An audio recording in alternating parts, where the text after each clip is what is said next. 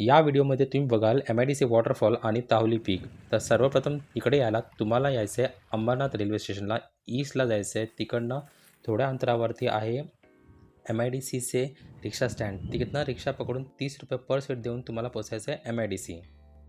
इथनं तुम्हाला थोडं चाली करत यायचं आहे इथपर्यंत। हे प्रॉपरली गुगल मॅपवरती दिसतं, हे तुम्ही लोकेशनवर टाका, जांभुलीवरचा ठाकूरपाडा। इथे आल्यावर तुम्हाला सरळ जायचं आहे आणि कळसुबाईचं मंदिर हे जे आहे तिथपर्यंत यायचं आहे। ह्याच्या पुढे परत तुम्हाला थोडं चालत जायचं आहे। पुढे गेल्यावर तुम्हाला डावीकडे चिखलोली डॅम दिसेल आणि हिरवागार परिसर असेल, जो तुम्ही इथे बघू शकता। थोडं पुढे गेलात की तुम्हाला राईटला स्मशानभूमी दिसेल, त्याच्या पुढे जायचं आहे तुम्हाला। MIDC रिक्षा स्टँडवरनं MIDCपर्यंत यायला आपल्याला लागतात जवळपास 20 मिनटं आणि डिस्टन्स आहे सुमारे 7 किलोमीटर। इथे राईटला तुम्ही शेती बघू शकता आणि लेफ्टला व्हाळ आहे, जो आपल्याला क्रॉस करायचा आहे पुढे जाऊन। MIDC वॉटरफॉल तुम्ही गुगल मॅपवर टाका, म्हणजे तुम्ही कुठेही चुकणार नाही। ही पायवाट क्रॉस केल्यानंतर तुम्हाला एक ओढा दिसेल किंवा व्हाळ दिसेल, जे असं काही दिसतं। ह्याला क्रॉस करायचं आहे, ह्या वाटेने पुढे जायचं आहे डावीकडे। डावीकडे वळल्यानंतर थोडं पुढे गेल्यावर तुम्हाला वॉटरफॉलचा आवाज यायला लागेल। इथं तुम्हाला वॉटरफॉल दिसायला लागेल आणि लक्षात ठेवा की इकडे यायच्या आधी फुटवेअर प्रॉपर घाला, कारण का या पाय खूप स्लिप होतो चप्पल किंवा सँडल घातली तर। हो, अजून एक गोष्ट म्हणजे पिण्याचं पाणी आणि खायसाठी स्नॅक्स कॅरी करा, कारण का इथे तुम्हाला दुकानं भेटणार नाही। आम्ही रविवारी गेलो होतो आणि आम्हा दोघांना सोडून तिथे कुणीच नव्हतं। हा वॉटरफॉल तसा फारसा मोठा नाही आहे, पण सगळ्यात चांगली गोष्ट म्हणजे इथे येताना दमछाक होत नाही, जास्त चालायची गरज नाही, खर्च पण तसा फारसा होत नाही व रिस्क फ्री आहे। आणि हो, मेन म्हणजे जास्त कोणी इथे येत पण नाही, म्हणून क्राऊडही कमी। जसे पाहिजे तसे फोटो काढा, जसे पाहिजे तसे व्हिडिओ करा। वन डे पिकनिकसाठी हा स्पॉट एकदम उत्तम, जास्त फारसं लांब जायची गरज नाही आणि तुमच्या बजेटमध्ये हा एकदम फिट बसेल।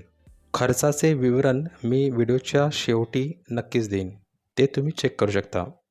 धबधब्याचं पाणी एकदम थंड, सुंदर, स्वच्छ आणि शुभ्र होतं। अर्धा पाऊण तास इथे कसा गेला कळलंच नाही, खूप एन्जॉय केला। त्यानंतर आम्ही निघालो ताहुली डोंगर बघायला।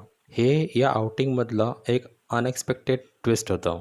आम्हाला अपेक्षाच नव्हती की इथे असं काही बघायला भेटेल। एक उंच डोंगर, त्याच्या डोक्यावर ताज ठेवल्यासारखे ते सुळके आणि आजूबाजूला हिरवीगार झाडी। असं वाटत होतं जसं तो तिकडचा राजा आणि आजूबाजूला त्याची प्रजा होती। डोंगर म्हटले की नेहमीच डोंगरांवर चढावंसं वाटतं, एक्सप्लोअर करावंसं वाटतं, पण इथे पहिल्यांदाच असं वाटत होतं की चढण्यापेक्षा लांबूनच त्याचे दर्शन घ्यावे।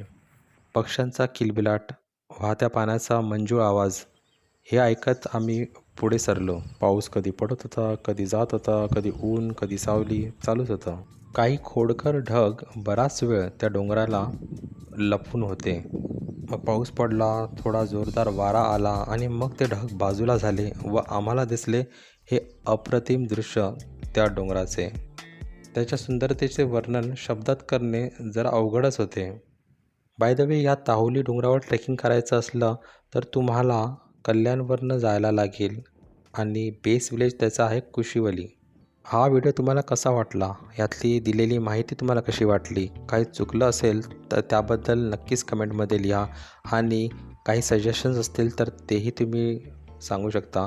प्लस काही डाऊट असतील तर ते पण तुम्ही विचारू शकता, मी नक्कीच प्रयत्न करेन तुमच्या प्रश्नांची उत्तरं द्यायला।